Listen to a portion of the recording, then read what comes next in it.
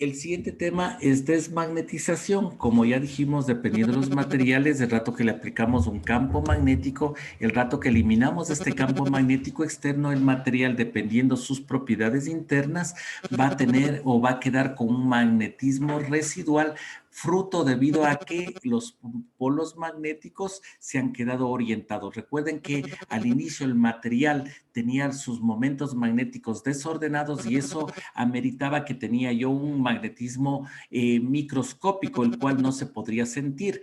Pero el rato que yo ya le alineo, el rato que se orientan en un solo sentido, cuando todos empiezan a empujar en el mismo sentido, entonces ya se suma ese campo magnético y el material ya se magnetiza. Pero el rato que elimino el campo magnético externo, ciertos materiales otra vez se desordenan, que son los materiales de bajo contenido de carbono, y los que tienen baja retentividad, mientras que los que tienen alta retentividad se quedan orientados a sus movimientos magnéticos y el material queda magnetizado. Recuerden que decíamos que bajo ciertas condiciones sí es necesario desmagnetizar, ya que puede ocasionar problemas. Como les decía, si es que yo estuviera inspeccionando un árbol de levas, como sé que el árbol de levas va a estar sometido a una rotación, a una fricción, entonces yo no quiero que, ¿cómo se llama?, se desgaste el elemento, porque recuerden que un material magnético empieza a atraer limallas de metálicas, ferromagnéticas, empieza a atraer material y es como si que yo le hiciera una lija. Entonces, si es que está en elementos rotatorios, se va a convertir prácticamente en una lija y se va a desgastar rápidamente. Entonces, yo necesito desmagnetizar. Como les decía también, la tubería en el oriente, la tubería de perforación, como se hace inspección con partículas magnetizables y estos tienen alta retentividad, esos tubos quedan magnetizados. Entonces, el rato que van a soldar para hacer galpones, para hacer cubiertas, que es lo que generalmente se ocupan, entonces, ¿qué pasa? El rato que van a soldar no pueden soldar porque empieza a escupirles la soldadura, no les permite soldar justamente porque el material está magnetizado. Y recuerden, donde hay magnetismo hay electricidad. Entonces hay un choque de la electricidad que genera el magnetismo con el choque de electricidad que está haciendo el cortocircuito el rato que estoy haciendo la soldadura.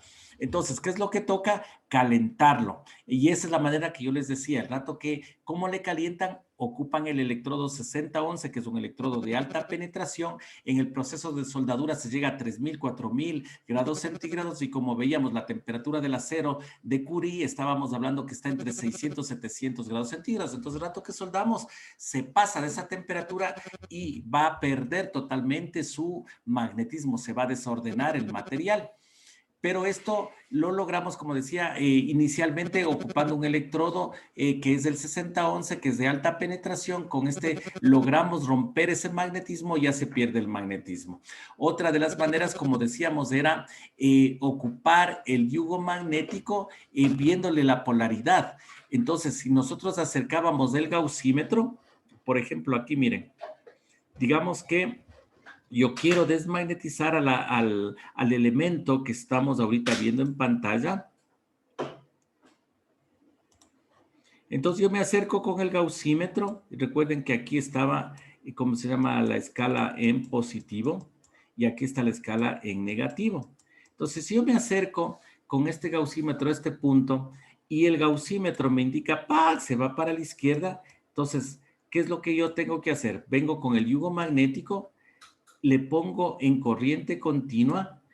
Como en corriente continua, este va a estar en polo positivo y en polo negativo, entonces yo tengo que hacer lo contrario. ¿A qué es lo que es lo contrario? Si este estuviera negativo y este estuviera positivo, entonces miren, yo el yugo le pongo así contrario y ahora sí, positivo con negativo, negativo con positivo, y yo lo que voy a hacer es desordenar los momentos magnéticos internos y ese rato ya queda desmagnetizado. Pero si estuviera al revés, si estuviera estado positivo y si hubiera estado esto negativo,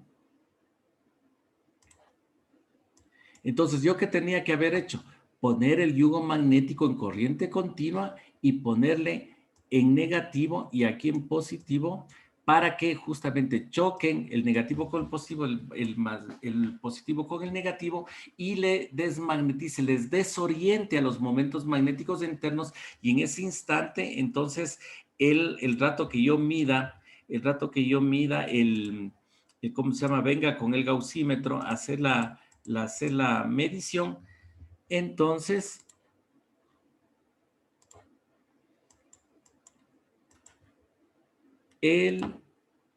la aguja se me va a quedar en cero porque yo ya le desmagneticé. Entonces, esa es una de las formas. Otra de las formas es viniendo con el yugo magnético, ¿sí? Ponerle con corriente alterna. El rato que está con corriente alterna, ustedes saben que está positivo, negativo, positivo, negativo, negativo, positivo, positivo, negativo, negativo, positivo, y esto está cambiando 60 veces por segundo, porque la corriente eléctrica que tenemos en el país tiene 60 hercios. Entonces, ¿qué es lo que se hace? Es acercarle el yugo al elemento que estoy inspeccionando y luego lo voy alejando lentamente. Entonces le alejo lentamente al yugo y eso va a provocar que yo trabaje contra el elemento que estoy magnetizando, trabaje en polaridad positivo, negativo, positivo, negativo, positivo, negativo, y lo que voy a hacer es desordenar los momentos magnéticos que tiene el material. Entonces esa es la manera como se procede a desmagnetizar. Entonces dice, los materiales ferrosos usualmente tienen un rango de magnetismo residual después de mover la corriente de magnetización o la fuerza magnética externa. Los aceros de alto carbono altamente aliados usualmente tienen un alto campo residual. Efectivamente, los aceros de alto carbono son los que se quedan magnetizados. Presionando, vamos a ocupar aquí el yugo. Para desmagnetizar vamos a ocupar el yugo y vamos a colocarle en corriente alterna. Presionando el interruptor del equipo, proceda a realizar movimientos de la pieza, girándolo y alejándole y acercándole las veces que sean necesarios para lograr esta desmagnetización. Entonces, como les digo, el objetivo, ya nosotros teniendo la parte teórica, es que como el campo magnético externo lo que hizo es ordenarles a los momentos magnéticos, ahora lo que yo voy a hacer es desordenar. En eso consiste el desmagnetizado, en desordenar. Entonces yo al yugo le pongo con corriente alterna y le acerco, le alejo, le acerco, le alejo y le giro al yugo o le giro la pieza, cualquiera de las dos opciones da lo mismo y procedo a desordenar los momentos magnéticos y pierde el magnetismo. Si es que estoy ocupando una bobina de corriente alterna, la misma situación. Presiono el campo y le alejo lentamente a la pieza o le alejo lentamente a la bobina magnetizable y de esa manera procedo a la desmagnetización. Entonces, aquí tenemos el equipo, el gaussímetro, y dice que la fuerza de campo residual es medido con un medidor de campo que es el gaussímetro. Como decíamos, se llama gaussímetro porque mide en unidades que se llama Gauss, nada más. Y ahí en sí se llama indicador de campo residual, el cual debe indicar medidas de campo bajos de 0 a 10 Gauss. Entonces, el rato que ya está de 0 a 10, entonces yo ya digo, ya este material ya está desmagnetizado. Por eso es lo que recuerden ayer en el video que quedó magnetizado con 2, creo que era, o 3 Gauss. Es una cantidad bajísima. Si, miren, la teoría dice que si está de 0 a 10, se considera que el elemento está desmagnetizado.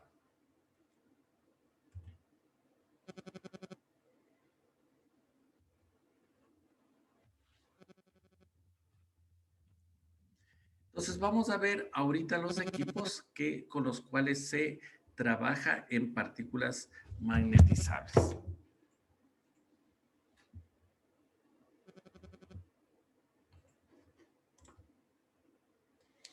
Primero es la pipeta. ¿Para qué sirve esta pipeta? Sirve para medir la concentración de partículas magnetizables húmedas. ¿Sí? Entonces, el rato que yo compro las partículas húmedas no me vienen ya preparadas, sino yo tengo que preparar. Y como les decía, dependiendo el tipo de partículas, yo puedo humedecerles con agua o puedo humedecerles con diésel. Entonces, dependiendo el tipo de partículas, no todas toca ver la hoja técnica de las partículas. Entonces, como ustedes ven aquí, esta pipeta tiene, medidas, justamente, ¿sí? Aquí tiene una escala, una regla con la cual me da medidas. Entonces, yo qué es lo que hago es, el rato que ya vienen las partículas, yo preparo, entonces pongo las partículas, pongo el agua y les agito. Y si quiero saber cuál es la concentración, entonces yo vierto sobre esta pipeta, dejo transcurrir mínimo 30 minutos para que se decante, como ustedes es lógico, está flotando las partículas que es acero, hierro. Entonces, como es pesado, después de 30 minutos van a descender y como ustedes ven aquí, se van a acumular aquí en el fondo de la pipeta. Se va a acumular en el fondo de la pipeta y dependiendo de la acumulación, entonces yo voy a saber ya ¿cómo se llama? De concentración tiene. Entonces, si es que hay bastantes partículas, va a subir la indicación y como aquí está la regleta, la cual me indica la medición, entonces voy a tener la medida. Vamos a ver de acuerdo al estándar, al STM 709, cuánto es de esta medida que tiene que tener de concentración.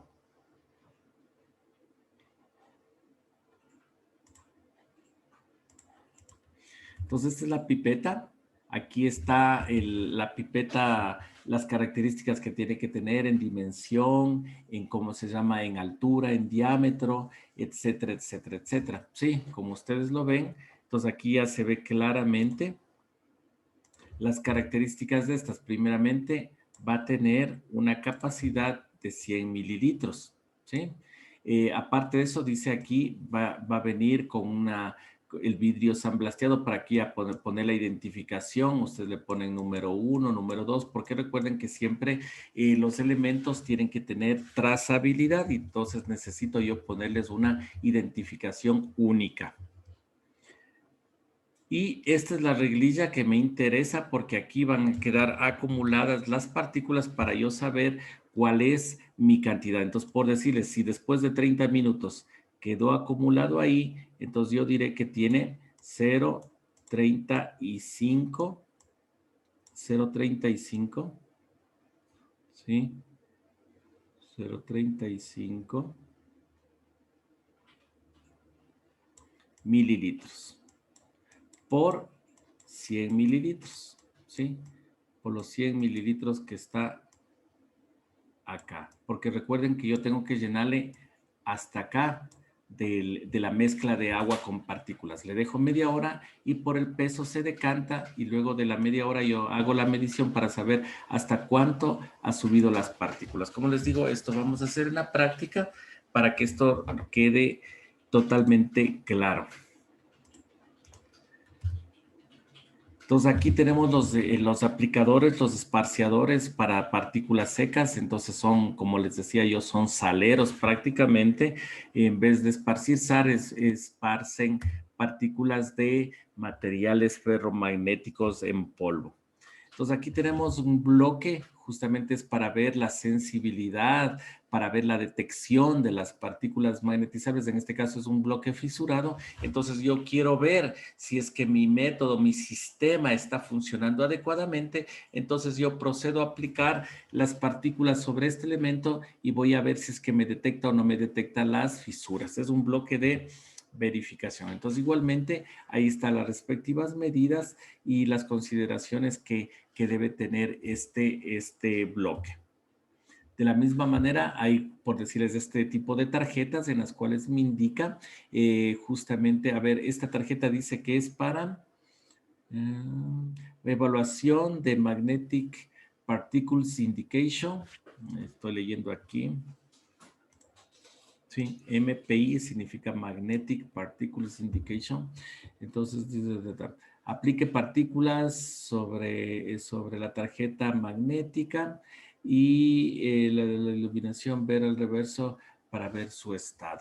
Entonces, mire, como ustedes pueden ver, ¿sí? Entonces va a detectar, digamos, hasta esta parte se detecta claramente las partículas.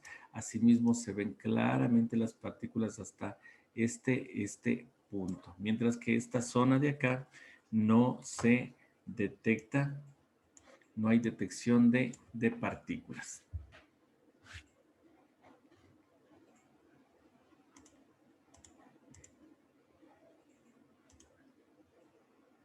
Ya vimos qué era el PI gauge, para qué sirve. ¿Para qué sirve? Es para detectar, por ejemplo, la dirección de las líneas de campo magnético. Entonces, miren, las líneas de campo magnético están, como ustedes ven, están circulando en esta dirección. Como es lógico, entonces recuerden que este PI gauge lo que es un doble, es dos planchas que están, ya lo vamos a ver físicamente, una plancha que está totalmente sana y por el otro lado la plancha está partida, como ustedes ven, en 8 partes, 2, 4, 6, o en 6 partes, perdón, ¿sí? No, bien, está en 8 partes, me falta aquí una línea, falta esta línea de aquí. Sí, falta esta línea de aquí. Está partida en 8 partes. 1, 2, 3, 4, 5, 6, 7, 8. Sí, está partido en 8 partes. Entonces, ¿qué es lo que...? Ah, ya sé por qué es lo que pasa. Ya. Entonces, yo sé que por aquí está circulando las líneas de campo magnético. Entonces, recuerden, ¿qué es lo que hacemos? Tiramos partículas. A ver, espérenme. Ya. Empiezo a tirar partículas por todo lado. ¿Sí? Empiezo a tirar partículas. ¿Y qué es lo que pasa? Que únicamente... Ah, caramba. Bueno, entonces empiezo a tirar partículas, partículas, partículas, partículas, partículas. Y como ustedes ven en la foto, lo único que me aparece son las que se cruzan con las líneas de campo magnético. Entonces, mira, esta sí aparece, esta sí aparece, esta sí aparece. Esta línea de acá... esta línea de acá también aparece. La que no debe aparecer es esta de acá. Esta línea es la que no aparece. La que le pinté de verde es la que no debería aparecer. ¿Por qué? Porque está, perdón, está circulando paralelamente a las líneas de campo magnético. ¿Sí? Recuerden que para que se me detecten, las discontinuidades tienen que estar perpendiculares o máximo hasta 45 grados con respecto a la dirección de campo magnético. Entonces, bajo estas circunstancias, entonces yo ya sé que dependiendo qué líneas, dependiendo qué líneas se me llenen de partículas, entonces yo ya sé la dirección. Como vuelvo y repito, si no está claro, tranquilidad, que el rato que hacemos la práctica, esto va a quedar recontra hiper claro. Entonces, estas son igualmente las medidas del PI gauge, que lo que significa es medidor de pastel, medidor de pie. Es un pastel que está partido en 8. Aquí tenemos una bobina electromagnética que, como les digo, esto es lo que se ocupa es para cuando se hacen inspecciones de pernos, de tubería, ¿cómo se llama? De ejes. Entonces ahí se introduce dentro ¿cómo se llama? De la bobina y se procede a inspeccionar rápidamente porque con yugo, si es que nos demoramos tremendamente, mientras que con esto inspeccionamos, discúlpenme, rápidamente. Asimismo, ¿cuál es la limitante de la bobina? Es su diámetro. Entonces, es su diámetro interno.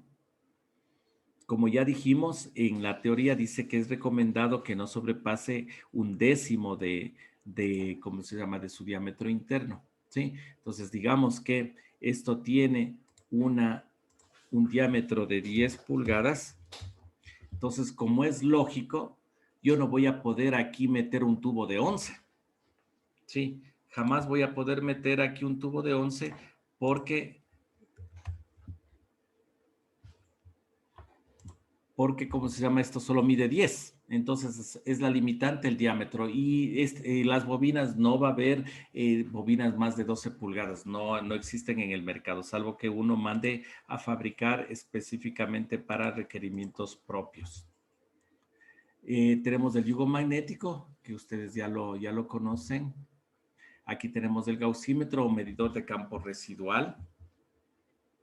Sí, como ustedes ven, el que vimos ayer en el video solo medía hasta más menos 10. Miren, este mide hasta más menos 50 Gauss. Sí, miren, Gauss.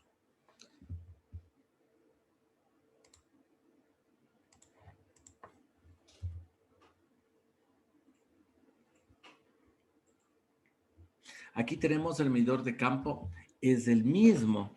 Este es digital, pero es exactamente lo mismo que el de acá, que este es analógico, con la diferencia que este solo mide hasta 50, porque solo quiero medir el magnetismo residual, el campo residual, nada más. Mientras que este de aquí me mide escalas altas, no hay ningún problema.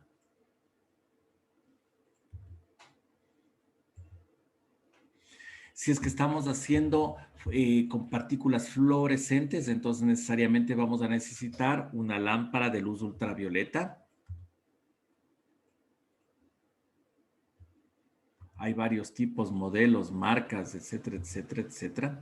Como les decía, si vamos a ocupar puntas, este equipo de aquí es un transformador y este me sirve para todo, para puntas, para conductor central, para bobina, para carga directa, para cualquiera de esos me sirve. Y lo que es, y como decíamos, es simplemente como una soldadora, porque en el interior va a tener un transformador en el cual me va a dar un amperaje determinado. Si yo necesito más amperaje, este equipo será más grande y será más costoso.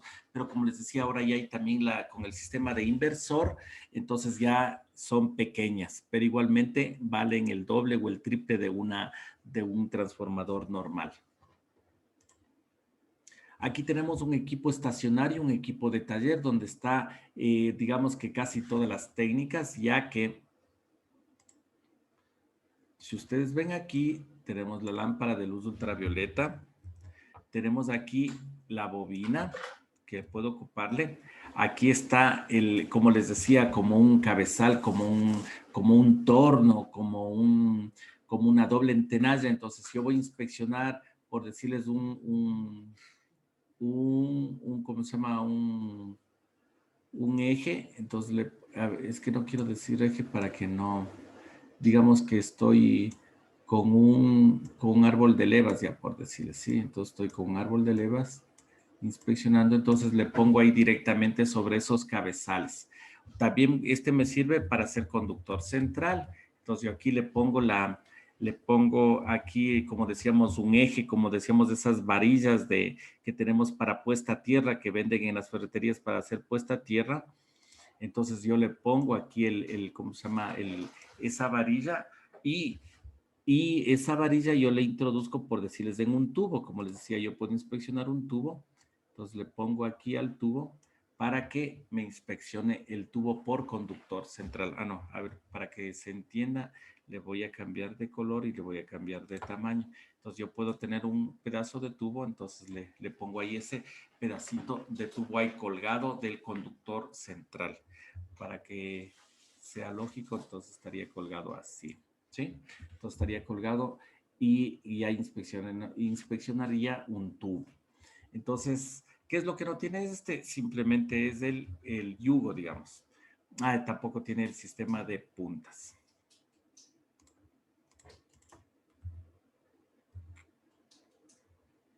Entonces las partículas secas los encontramos de esa manera, es como un polvo metálico y como les digo, esa es la fabricación, o sea, lo que hacen es molerle el acero, molerle el material ferromagnético y luego le ponen colorantes, lógicamente, pinturas para que se pueda visualizar rápidamente y fácilmente con contraste con respecto a la superficie que estoy inspeccionando para que pueda ser detectado fácilmente por nuestro equipo de trabajo visual que son nuestros ojos, ¿sí? Entonces ahí tenemos las partículas y que vienen en esos tarritos que le vemos ahí, en estas botellitas plásticas. Entonces aquí está la botellita plástica, ¿sí? Está la botellita plástica en la cual vienen las partículas de distintos colores. Como les digo, buscando siempre el contraste con el color de la superficie que estoy inspeccionando para que se pueda visualizar fácilmente ante mis ojos.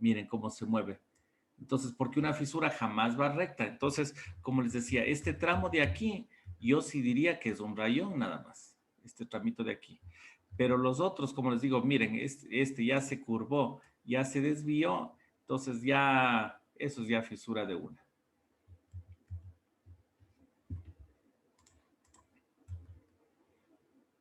Entonces, con partículas magnetizables toca tener mucho cuidado porque me da bastantes indicaciones falsas también. No bastantes, pero sí una cierta cantidad de indicaciones falsas, las cuales yo tengo que tener mucho cuidado en discernir si es que es una indicación falsa o es una indicación verdadera.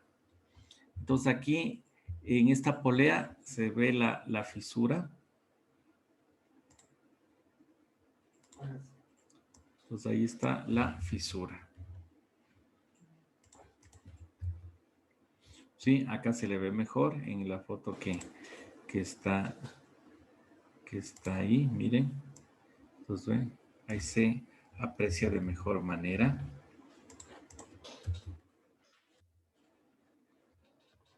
Sí, miren, ahí está. Sí, miren cómo se abre. Entonces ya se abre.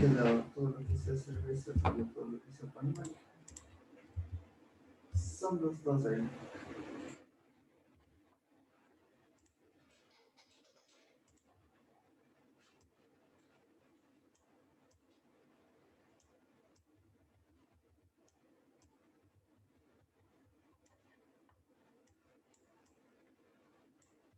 Aquí, ¿por qué ya cambió el color? Cambió el color porque estamos ocupando partículas magnetizables secas, visibles, grises.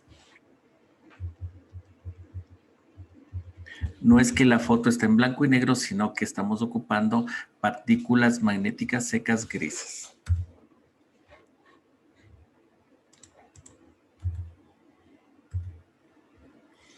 Como decíamos, esto está sacado de la CTM 709. El peso muerto, como ustedes ven aquí, como yo les advertía,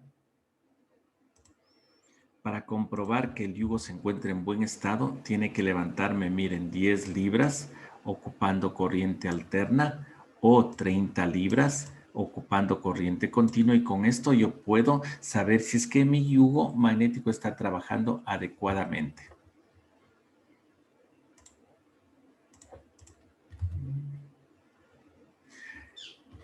Otro dato principal, que la pipeta que ya vimos anteriormente, ¿cuál es la medida con la cual me garantiza que yo voy a, está bien? Es que la concentración tiene que salir entre 0,10 y 100 y 0,40. Pero ojo, aquí no lo dice, pero es cuando estoy con agua.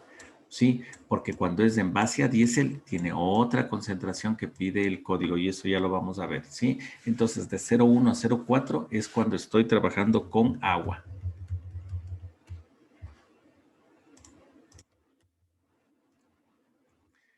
La pregunta que hoy les tomé, ¿cuánto tiene que tener la lámpara de luz negra? Mínimo tiene que tener 1000 microwatts sobre centímetro cuadrado a una distancia de 38 centímetros. Porque si yo le acerco, va a subirme de 1000. Si le alejo, va a bajarme de 1000. Entonces, esta distancia de 15 pulgadas o 38 centímetros tiene que tener esta intensidad de luz. Todo esto no es inventado, sino es sacado de la CTM 709. ¿Sí?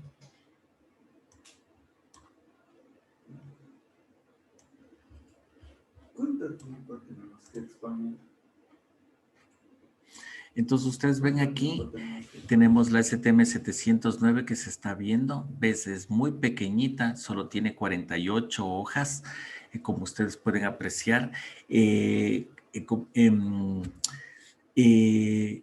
Esta sirve para desarrollar, para hacer los procedimientos de inspección con partículas magnetizables. Si nosotros le vemos de cabo a rabo esta, no vamos a encontrar criterios de aceptación y rechazo, porque este es un estándar, como el nombre lo indica aquí. Miren, es un estándar guía para la ejecución del ensayo de partículas magnetizables. Sí, mire, dice, estándar guía para la inspección de partículas magnetizables. En pocas palabras, les está dando el procedimiento, cómo realizar, cómo ejecutar, cómo comprobar, cómo realizar todo lo que es la prueba de partículas magnetizables. Entonces, el estándar básico para que ustedes puedan realizar partículas magnetizables es este ACTM 709.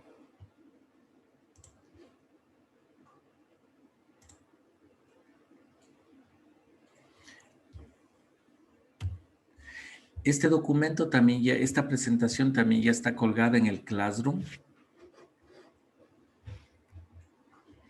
Está en...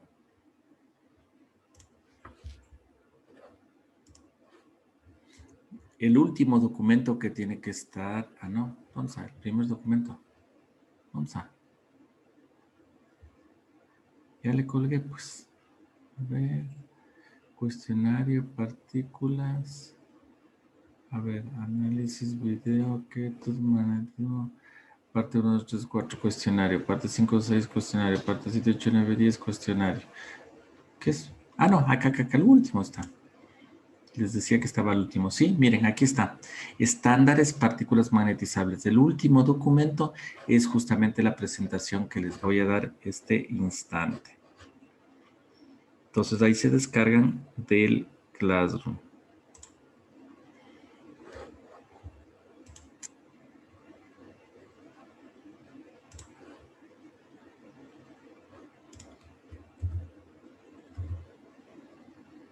Entonces dice, el técnico en ensayos no destructivos tiene que estar lógicamente familiarizado con los estándares que va a manejar.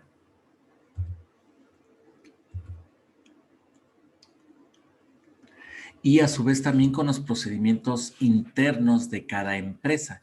Entonces, el rato que yo voy a hacer la inspección, yo tengo dos documentos básicos, el ASME 5 y el ACTM 709, que es donde me indica cómo proceder a realizar la inspección con partículas magnetizables. Y adicional, yo tengo que tener mi procedimiento interno de partículas magnetizables para que me indique los detalles de mi inspección.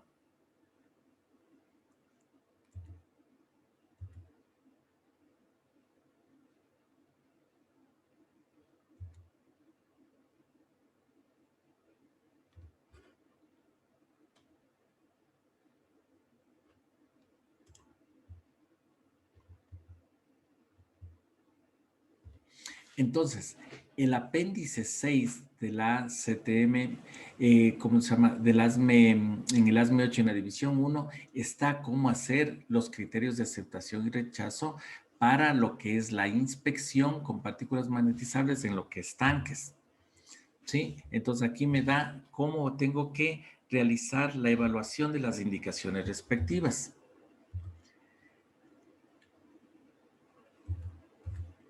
¿Y qué es lo que me dice? ¿Qué es lo que me decía? Está aquí simplemente la traducción, acá está en inglés, acá está la traducción. Entonces recuerden que ASME 8 sirve para lo que es la construcción de recipientes a presión. ¿Y qué es lo que me dice con respecto a lo que es partículas magnetizables? Dice, las indicaciones serán reveladas por la retención de las partículas magnetizables. Sin embargo, no todas las indicaciones son necesariamente imperfecciones. Como les decía, el método de partículas me da indicaciones que muchas veces no son reales, sino son falsas o son no relevantes. Entonces yo tengo que estar muy pilas a hacer esa diferenciación. La excesiva rugosidad en la superficie, la permeabilidad magnética, pueden producir indicaciones parecidas a las imperfecciones, que es lo que estábamos manifestando que toca tener cuidado. Nuevamente, aquí está la parte en inglés y ahora sí vamos a ver la parte en español. Una indicación de una imperfección puede ser más grande que la indicación que lo causa. Sin embargo, el tamaño real de la indicación va a ser en la base de la evaluación.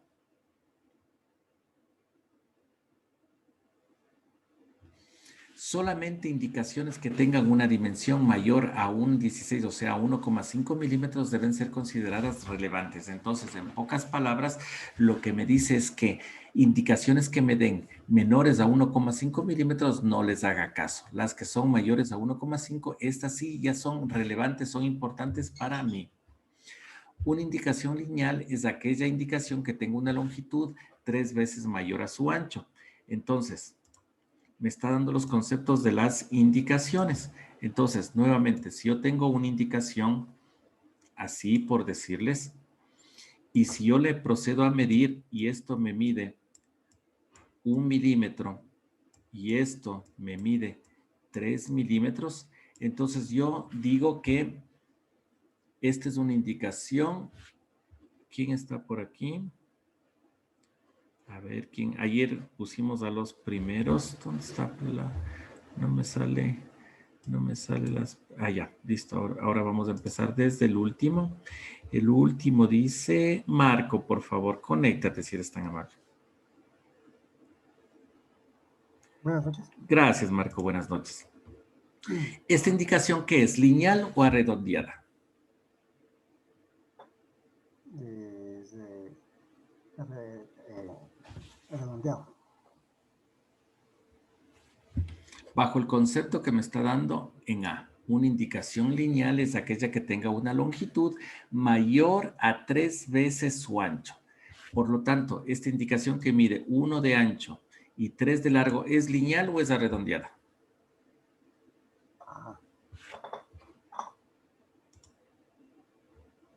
Es, a ver, es el del círculo rojo, ¿no es cierto? Correcto, que mide 1 de ancho y 3 de largo. Claro, es lineal. ¿Es lineal o no es lineal? Es lineal. Sí es lineal, ya, no es lineal. ¿Por qué no es lineal? Porque dice aquella que tenga una longitud mayor. En este caso, no es mayor, es igual a 3 veces su ancho. Para que sea mayor, tiene que ser 3.1 o 3.000000001. El rato que ya es mayor que 3, entonces en ese instante es mayor que 3 veces su ancho.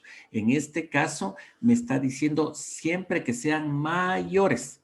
En este caso no es mayor, es igual a 3 veces. De pronto no me entienden, pero bajo el siguiente concepto ya me van a entender mejor. Una indicación redonda, o como yo decía, redondeada, es aquella indicación que tenga una longitud igual. Miren, aquí sí ya puso la palabra mágica. Por eso de pronto ahí no me entendías, Marco, pero ahorita sí ya deben entenderme todos porque aquí sí está la palabra mágica que dice igual. Acá en A nunca pusieron la palabra igual porque me dice mayor. Dice aquí mayor a 3 veces su ancho. Mientras que aquí sí ya me dice igual o menor. ¿Sí? Entonces, nuevamente regresemos a la misma indicación. Si yo tengo una indicación la cual yo le mido el ancho me mide 1 milímetro, así estábamos poniendo en el ejemplo anterior, 1 milímetro y el largo me mide 3 milímetros, entonces, Marco, esta indicación es la misma que puse de antes, no he cambiado nada. Ahora sí, dime, ¿esta indicación es lineal o es una indicación redonda? Ya sería redonda entonces. Redonda, exactamente, porque es igual, ¿sí? Porque es igual. Entonces, eso es lo que tenemos que tener sumamente claro, porque los exámenes siempre nos toman así, siempre son cargosos, siempre los que hacen los exámenes son molestosos, entonces siempre ponen unos límites y yo tengo que tener mucho cuidado para saber dónde me ponen la palabra igual, ¿sí? Entonces, mira, como dice igual o menor a 3 veces su ancho, entonces esta es una indicación redondeada. ¿Sí? Es una indicación redonda.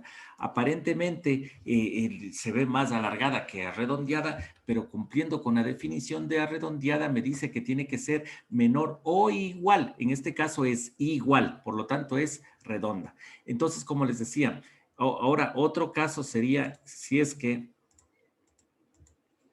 no se quiere borrar. A ver. Ah, ya, ahí sí ya se borró. Entonces, ahora sí, si esto midiera 2, ¿qué es, Marco? ¿Lineal o redondeada? Es lineal.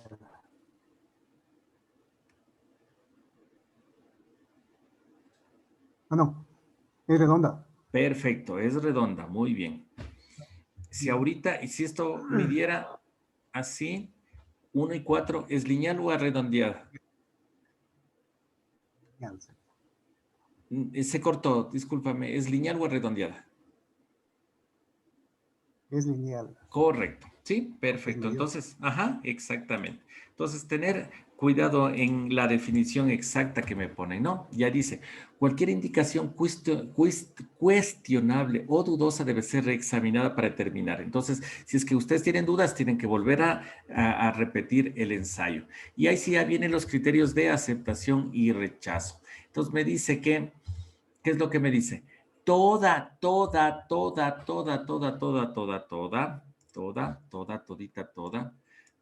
superficie debe estar libre. O sea, uno como abogado tiene que estar leyendo palabra por palabra para entender qué es lo que me está diciendo. Entonces dice, tiene que estar libre de indicaciones lineales. En conclusión, Marco, toda indicación lineal, ¿acepto o rechazo?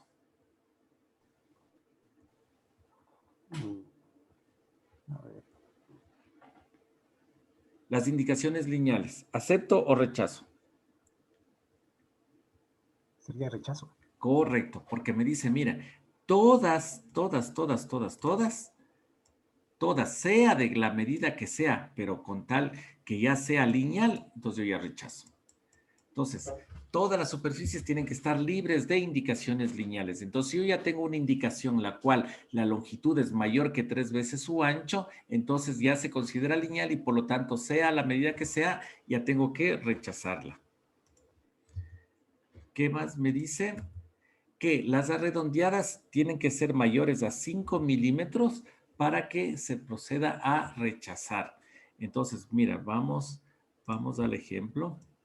Entonces, yo tengo una indicación que tiene 5 milímetros. ¿Sí? Entonces, esto tiene 5. Esto tiene 2. Entonces, primera pregunta, Marco. ¿Esto es lineal o redondeado?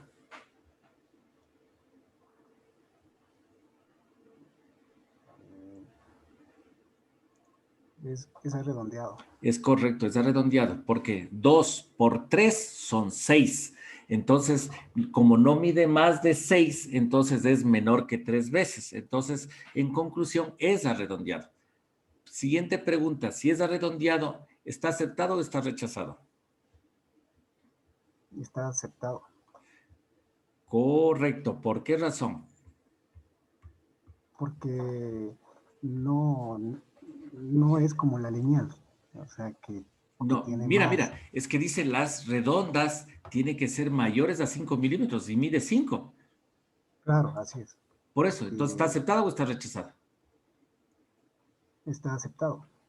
Pero ¿por qué está aceptado si aquí dice que dice 5 y aquí mide 5? ¿Por qué lo aceptas? Pero es que no es mayor de 5, es 5. Excelente, muy bien, porque dice mayores, no dice iguales, por eso tengo que estar pilas.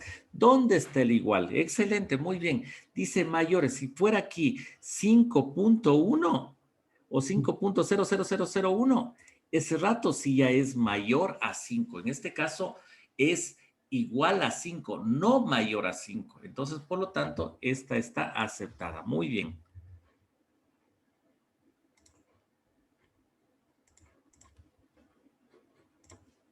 Y la tercera dice 4 más indicaciones redondas relevantes alineadas separadas 1.5 milímetros o menos de extremo a extremo. ¿Sí? Entonces, ¿qué significa? Que yo tengo que tener una indicación. Yo tengo una indicación, 2 indicaciones, 3 indicaciones, 4 indicaciones o más, dice. Entonces, si yo solo tuviera 3 indicaciones, están aceptadas, ¿sí? Pero dice 4 o más, entonces yo tengo 4, las cuales estén separadas de 1.5 o menos. Estén 1.5 menos. Entonces, conclusión, 1.5 me está dando el igual ahí, ojo, atentos. Me dice que esté a 1.5. Entonces, por lo tanto, si esto tiene 1.5, esta distancia tiene 1.5. Y si esta distancia tiene 1.6, ¿está aceptado o está rechazado, Marco?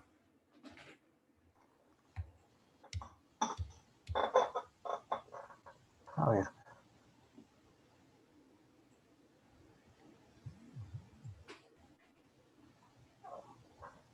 Está aceptada. Correcto, porque miren lo que dice.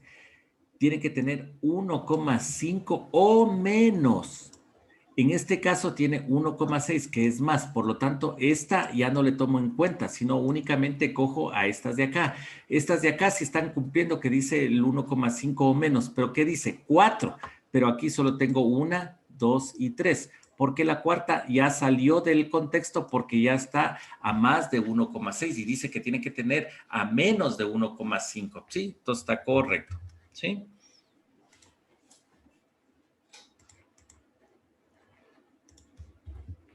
Entonces, como ya vimos, el documento madre, hay dos documentos madres, padres, para realizar las partículas magnetizables. Si algo ustedes no entendieron en este curso o quieren aclarar algo más, revisen el ACTM 709, revisen el ASME 5, ahí van a encontrar todo lo que hemos visto y detalles todavía mayores.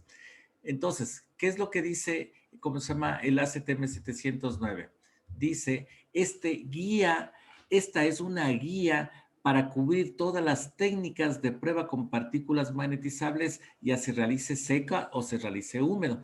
Es un método no destructivo para detectar grietas. Mira, entonces ya me está diciendo de una vez de lo que hemos estado hablando. Es buenísimo para detectar fisuras. Aunque no lo hemos dicho por ningún lado, pero es pésimo para detectar poros. Para detectar poros es buenísimo tintas. Y otras discontinuidades superficiales en materiales ferromagnéticos. Miren, ferromagnéticos y cercanos a la superficie, que es lo que hemos estado viendo, que este método sí me detecta subsuperficiales o cercanos a la superficie. Las pruebas de partículas se pueden aplicar a la materia prima, a materiales semielaborados, a materiales terminados, a soldaduras que se hayan hecho tratamiento térmico o no, y es útil para pruebas de mantenimiento predictivo. Lo que nos importa, ¿qué es lo que dice? Que el personal que va a realizar esto tiene que estar calificado, certificado bajo la SNTTC1A, que es lo que estamos haciendo en este curso. Vamos a hacer bajo la SNTTC1A, o puede ser bajo la CP189, o puede ser bajo la NAS 410, o la que pida su contrato de trabajo. ¿Qué más tiene importante? La 709 dice que el método de partículas se basa en el establecimiento de un campo magnético de alta densidad de flujo. Alta densidad de flujo. ¿Cómo garantizamos que el yugo me esté dando una alta densidad de flujo? Que me levante las 10 libras. Si me levanta las 10 libras, estoy garantizando que el yugo me va a dar una alta densidad de flujo en un material ferromagnético. Las líneas de flujo deben extenderse cuando se pasan a través del material no ferromagnético como el aire en una discontinuidad o en una inclusión. Debido a que las líneas de flujo no se pueden cruzar, miren, como les recalca lo que hemos visto, no se pueden cruzar las líneas de flujo. Esta acción de dispersión puede forzar algunas líneas de flujo para que salgan fuera del material generando mis campos de fuga. Justamente se generan los campos de fuga porque no se cruzan, entonces la una le empuja a la otra le empuja a la otra y así las líneas de campo magnético generan campos de fuga porque se están empujándose una respecto al otro cuando encuentran una discontinuidad, porque no quieren atravesar la discontinuidad porque la discontinuidad está con aire. El campo de fuga también es causado por la reducción del material ferromagnético al cambiarse una sección transversal, un cambio dimensional o agudo o el final de una pieza. Si la fuga de flujo es suficientemente fuerte, las partículas finas se mantendrán en su lugar y se verá una acumulación de partículas bajo las condiciones de iluminación apropiadas. Si hay variaciones en el método de partículas, todas dependen de este principio de las partículas magnetizables se detendrán en la ubicación donde existe el flujo magnético, el campo de fuga. La cantidad del campo de fuga en las discontinuidades depende de su tamaño, de la orientación y de la proximidad a la superficie. Con los campos longitudinales, todas las líneas de flujo deben completar sus bucles. Recuerden que tienen que completar bucles, circuitos cerrados a través del aire. Y un campo magnético excesivamente fuerte puede interferir con el examen cerca de los puntos de entrada y de salida. Recuerden que los puntos de entrada y salida, que son los polos, ahí hay concentración de líneas de campo magnético y es muy fuerte y las partículas van a ser arrastradas hasta ese punto. ¿Qué es lo que me está diciendo? Es que tengan cuidado de que donde están los polos, ahí va a haber bastante concentración de campo magnético y puede haber zonas que no les inspecciones. Lo que veíamos ayer en el video, que había una zona en la cual no había partículas porque está junto a los polos. Seguimos leyendo, el primero está en inglés, luego en español. Dice, un material ferromagnético se puede magnetizar pasando la corriente eléctrica a través del material o colocando en el material dentro de un campo magnético, lo que ya hemos visto, por inducción directa, por inducción indirecta. Por inducción directa, cuando hago atravesar la corriente directamente sobre el material y que me genera un campo magnético, o a su vez cuando ya le aplico directamente el campo magnético sobre el material. Toda la masa o una parte de la masa se puede magnetizar según lo que dicten. El rato que estoy haciendo yugo magnético, solo estoy inspeccionando solo una partecita. Por eso es lo que tengo que ir caminando con el yugo. Camina con el yugo porque le estoy inspeccionando de parte en parte. Pero si lo hubiera hecho con carga directa, le pongo la electricidad y todo el material se va a pasar la electricidad y se va a magnetizar absolutamente todo. Entonces yo puedo hacer todo de golpe, pero ¿qué necesito? Un alto amperaje. Entonces esa es la complicación que tengo para aplicarle carga directa. Estamos leyendo lo que dice la 709. Si se abre una discontinuidad a la superficie, el campo de fuga va a atraer a las partículas magnetizables hacia este punto de fuga.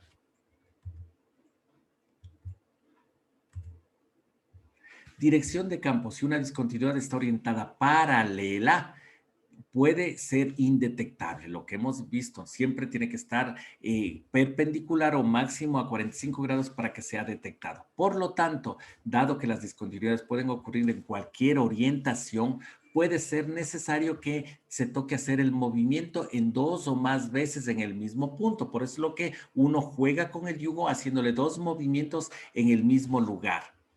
¿Sí? Intensidad de campo. La intensidad del campo es la fuerza suficiente para indicar discontinuidades. Como les decía, si yo pongo los imanes de una refrigeradora, no va a ser suficientemente fuerte la intensidad de campo para que me genere campos de fuga y para que las partículas me detecten. Entonces yo necesito tener un campo de fuerza fuerte para que me localice estas discontinuidades.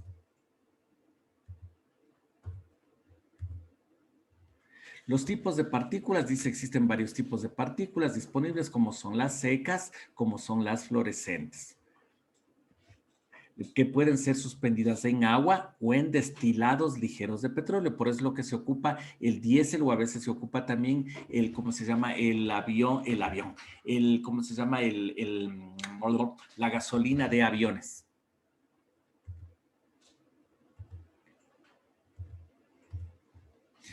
La luz ultravioleta o la luz negra se necesita porque son portátiles y son de mano, montadas permanentemente o son fijas, que se utilizan justamente para la verificación, para que se pueda visualizar las partículas magnetizables fluorescentes. Dice que estas tienen que estar bajo una intensidad de luz mayor a 1000 watts sobre centímetro cuadrado, que es lo que ya estamos diciendo. Entonces, miren, aquí hay una tablita chévere en la 709 donde me da todas las recomendaciones que yo tengo que tener mucho cuidado. Déjenme ver si hay traducción de la tabla. No, no ha habido traducción, entonces me regreso. Entonces, miren, entonces vamos ahí, sin traducción. Entonces, miren, ¿qué es lo que me dice? Miren, yo, ¿qué tengo que ver? La luz, primeramente la luz, tengo que controlar. La luz visible, yo tengo que controlar semanalmente. La luz ambiente tengo que controlar semanalmente. La luz ultravioleta tengo que inspeccionarle a diario.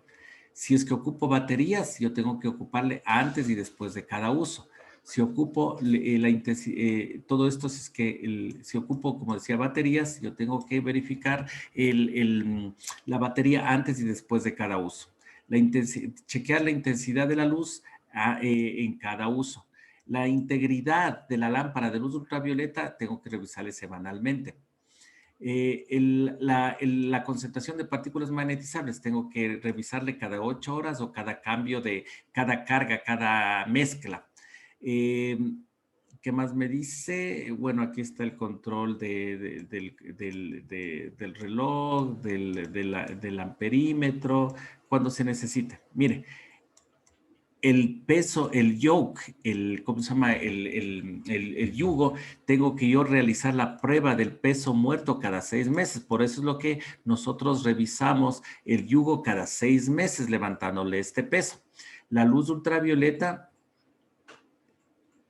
tiene que ser chequeada cada 6 meses. El gaussímetro cada 6 meses. ¿Cómo se hace ese trabajo? Aquí te está especificando cómo realizar el trabajo respectivo.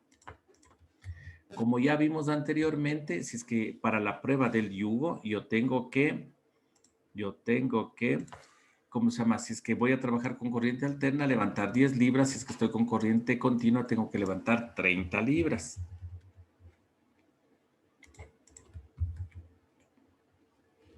Viendo qué me dice la WSD 1.1, vamos a ver si me traduce, si hay traducción, no hay traducción, no hay traducción, me regreso y vamos. ¿Qué dice? Dice, cuando las soldaduras estén sujetas a la inspección de partículas magnetizables o tintas penetrantes, adicionalmente a la inspección visual, estas deberán ser evaluadas con los criterios de aceptación de inspección visual. Entonces, miren, si es que yo voy a hacer, ¿cómo se llama?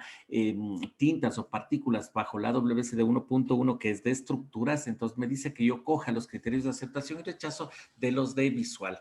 Tintas y partículas magnetizables son ayudas para la inspección visual. Hay muchos defectos que son tan finos que visualmente yo no les veo, no les detecto, pero sí les detecto con tintas o con partículas. Entonces es de gran ayuda. AWSD 1.5, que es el código para inspeccionar puentes, me dice que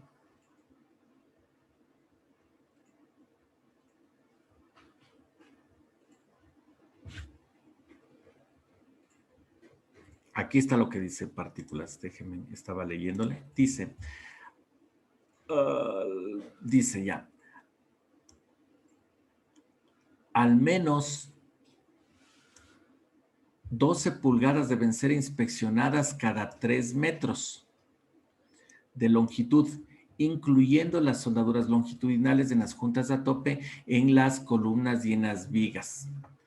Y 12 pulgadas cada 10 pies, o sea, cada 3 metros en cada longitud. Entonces, mira, aquí me está indicando cuánto es lo que yo tengo que hacer inspección con partículas magnetizables. Ah, acá arriba está, debe ser testeado.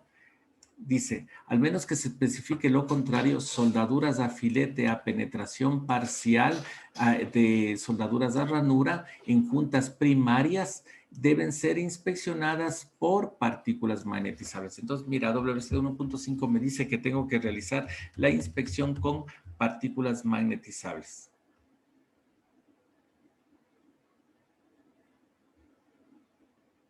Un pie, ¿cuántas pulgadas tiene? ¿Alguien me ayuda? 12 pulgadas. Entonces, esto es un pie. Muchas gracias. Entonces, ¿qué es lo que me dice?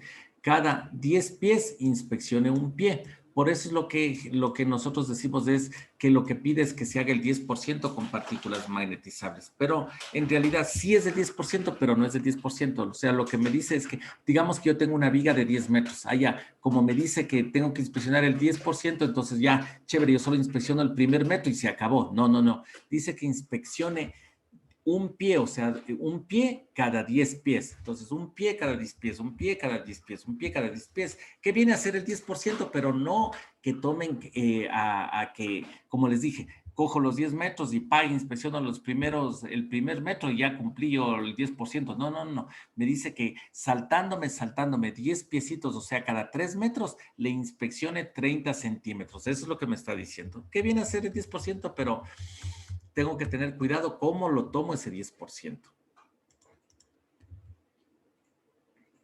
¿Qué me dice a mí? ¿Qué dice aquí? Al menos que... Ah, aquí ha estado la traducción. Al menos que se especifique lo contrario, las soldaduras de filete y las soldaduras de penetración parcial que unen componentes primarios de los miembros principales se someterán a pruebas de calidad utilizando partículas magnetizables. ¿Qué es lo que dijimos? Se debe probar 30 centímetros, o sea, 12 pulgadas cada 3 metros, o sea, cada 10 pies, incluidos soldaduras longitudinales en juntas de tope viga, de dichas soldaduras de menos de... ¿Qué más me interesa por aquí? Nada más, ¿sí? Ya, aquí, ¿qué es lo que me dice? Déjenme ver si... Ah, acá abajo ha estado la traducción. Cuando se usa partículas magnetizables, el procedimiento y las técnicas deben estar conforme a partículas magnetizables en polvo seco. Entonces, mire, aquí ya me dice que si es que estoy inspeccionando puentes, miren, ocupe partículas secas. No me pide partículas húmedas, porque las partículas húmedas son más sensibles. Entonces, es lo que yo les pongo de ejemplo. ¿Para qué voy a medir de aquí hasta, desde aquí, la distancia Quito-Cuenca, y te mando con un micrómetro que mide milésimas de milímetro? No, pues o sea, es demasiada exactitud, demasiada precisión, no se necesita. Entonces se necesita simplemente en metros o en kilómetros, que es la medida adecuada para medir longitudes grandes. La misma situación. Aquí las discontinuidades que me va a dar, no necesito yo una sensibilidad, o sea, que me detecte cosas tan pequeñas. Entonces dice, sí, aquí solo hazme con partículas secas, punto. No necesito que me hagas húmedas. Entonces ahí viene la situación. ¿Cuándo ocupo partículas húmedas? Cuando son de alta sensibilidad, en equipos que están sometidos a fatiga. Entonces, el rato que estoy yo, por ejemplo, inspeccionando un gancho, el rato que estoy inspeccionando ¿cómo se llama? Un elemento, sí, el gancho es el más, una AU, que son justamente sometidos a fatiga y a tensión. Entonces, yo necesito alta sensibilidad, entonces ahí ocupo las partículas húmedas fluorescentes. En este caso, de 1.5, que es inspección de puentes, me dice que únicamente ocupe partículas magnetizables de polvo seco y que ocupe un yugo.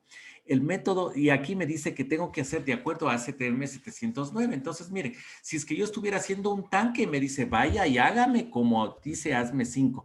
Aquí este puente me dice, no, usted vaya y hágame como dice ACTM 709. Entonces, yo tengo que estar pilas a qué documentos del que me manda. Pero como les digo, en particular solo hay los dos documentos del ASME 5 y el ACTM 709. Cuando se utiliza el método de puntas, mira, aquí sí te da la opción. Cuando se utiliza el método de puntas, las pruebas en aceros de resistencia, se debe usar puntas de aluminio. Recuerden que dijimos en la teoría que se ocupaba generalmente las puntas de cobre, ¿sí? Las puntas de cobre, pero me dice, ve, ten cuidado. Cuando usted estés ocupando, ¿cómo se llama? Materiales que tengan una elasticidad de 50 kilo PSI, que 50,000 PSI, entonces ocúpame puntas de aluminio en el equipo de prueba. No quiero que me ocupes puntas de cobre. ¿Por qué será? Gracias, Marco. ¿Quién está después de Marco? Está Mariela, pero no sabe tener micrófono. Ismael, si eres tan gentil en conectarte. ¿Por qué crees que me quiere que haga con aluminio y no con cobre? ¿Podría repetirme? Disculpe, no No lo te entendí preocupes. bien. Sí, es que aquí en AWS D15 dice, ve, si es que vos vas a ocupar el método de partículas magnetizables ocupando la técnica de puntas, no quiero que me ocupes las puntas de cobre, sino quiero que me ocupes las puntas de aluminio. ¿Por qué crees que me pide eso AWS D1.5? Tal vez para no dañar el material. Excelente, excelente. Pero ¿por qué razón? Sí, esa es la respuesta, pero ¿por qué será? ¿Qué tiene el aluminio que no tenga el cobre? Si estamos El, hablando de conducción eléctrica, ahí ya te di la clave, electricidad. ¿Cuál es mejor para conducir electricidad, el aluminio o el cobre? el cobre, No, el aluminio. sí. Y mejor que el aluminio, el oro. Y mejor que el oro, la plata. Bueno, entre el oro y la plata se dan duro, pero imagínate construir un cable eléctrico de aquí hasta Cuenca que sea en oro. Ah, O sea, no te sale el costo, no te sale. Entonces, por eso es lo que se bajan a otros materiales que sí son buenos, pero son baratos. En este caso me dice que aluminio es mejor que el cobre, pero ¿cómo se llama? Tú la respuesta está bien, es para mejorar que no me salte arcos, para que, ¿cómo se llama? Por lo que dice en el punto 2, el arco eléctrico debe minimizarse siguiendo procedimientos adecuados. Y uno de esos procedimientos adecuados justamente es cambiar las puntas de aluminio por las de cobre. Veamos qué más de aquí. Ah, miren, lo que ya me decía 709, la separación que tengo, el peso que yo tengo que levantar. El peso que tengo que levantar, como me decía que tengo que ocupar corriente alterna, tengo que levantar yo 10 libras. Si ocupara corriente continua rectificada de media onda, tengo que levantar, miren, 30 libras o 50 libras, dependiendo la separación que yo le dé a las patas. Antes de partículas magnetizables se debe examinar la superficie adyacente al menos 1 pulgada de la superficie para estar cerca. Lógicamente tengo que ver que esté limpia, libre de aceite, libre de grasas, libre de óxidos, libre de arena, libre de escamas, libre de pintura, libre de pelusas, etcétera, salpicaduras de pintura. Lógicamente tengo que tener yo una adecuada limpieza. Mire, recubrimientos finos, tales como pinturas del orden de 0,2 a 0,5 milímetros, no interfieren en la formación de las indicaciones. Lo que les decía, miren, entonces cuando la capa es delgada, por eso es lo que yo les decía, ¿cómo se llama? Cuando se da solo la primera capita, excelente, se puede hacer partículas, pero ya cuando está con las capas, ya segunda, tercera capa, ahí sí ya toca lamentablemente despintar. Dice que se puede limpiar antes de hacer la aplicación con detergentes, con solventes, con removedores de pintura, con granallado, con ultrasonido, etcétera, etcétera. Dice que las puntas o los polos deben ser orientados en las dos direcciones. Si ven, por eso dice giren, el yugo giren para tener una, ¿cómo se llama? Inspección más correcta, ¿sí? El reporte tiene que tener mínimo, eso sí es ya genérico y tenemos que hacer siempre el nombre del técnico, la firma del técnico, el propietario, los resultados de la inspección, el modelo del yugo, la marca del yugo, la separación de puntas, de las partículas que han hecho, etcétera, etcétera, etcétera, ¿sí? Entonces, como les decía, un documento es la CTM 709, el otro documento es ASME 5 artículo 7, donde me indica el proceso de seguir ¿cómo se llama? De partículas magnetizables. Pero miren lo que dice aquí, lo que está en inglés. Cuando se especifique la sección de referencia, se utilizarán las técnicas de partículas magnetizables descritas en este artículo. En general, este artículo cumple con STM 709. Entonces, si ven, prácticamente ASME 5 artículo 7 es una copia del 709. Entonces, ahí estamos más tranquilos por ese lado. ¿Qué es lo que dice aquí? Las partículas se aplican para detectar fisuras, y es lo que ya leímos anteriormente en la 709, prácticamente lo mismo. ¿Qué es más lo que me dice? Una de las siguientes, sí, podemos ocupar cualquiera de las 5 para magnetizar, dice que podemos ocupar las puntas, podemos ocupar magnetización longitudinal, podemos ocupar magnetización circular, podemos ocupar el yoke o podemos ocupar multidireccional. Esto es lo mínimo que tiene que tener nuestro procedimiento y nuestro informe. Dice que en nuestro informe y en nuestro procedimiento tenemos que poner la técnica. Dejen ver si es que está traducido. No, no está traducido. Dice que tenemos que tener la técnica. Entonces, miren, si no entendemos qué es método, qué es técnica, ¿qué ponemos? Entonces, método, partículas magnetizables, técnica. Entonces, ¿qué técnica? Técnica de yugo, técnica de bobina, técnica de, ¿cómo se llama? Listo. El tipo de corriente y qué amperaje. Entonces vamos a ocupar corriente alterna, corriente continua. La preparación de la superficie, el tipo de partículas, si son visibles, si son fluorescentes, el método que hemos aplicado, cómo hemos removido el exceso de partículas, cuál va a ser la intensidad mínima de luz, existe o no existe en el material, está pintado o no está pintado. Si ven, entonces todo esto tenemos que tener en nuestro informe, en nuestro procedimiento de inspección con partículas magnetizables.